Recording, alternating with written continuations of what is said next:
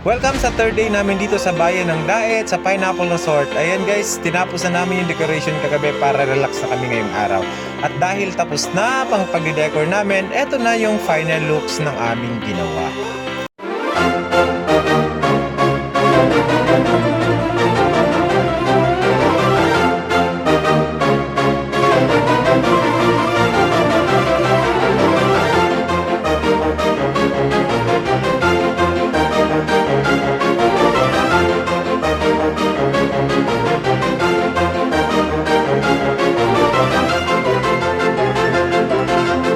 At dahil naikot ko na ang buong resort guys, ayan wala akong magawa, ayan. Pupunta tayo sa loob, tingnan natin. Konting silip lang guys para malaman natin kung ano yung mga nangyayari doon sa loob. Tara guys, samahan nyo ako.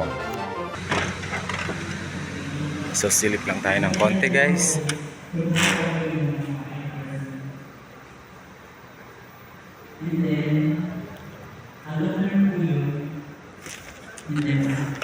Wala na pong, hindi na po kami nakapaglagay dito sa mga ways. Siguro po yung ways forward po namin bilang At yan yung ganap natin ngayon guys dito sa third day natin sa bayan ng Daet, Camarines Norte. And thank you so much for watching guys. God bless you all. Love you. Bye.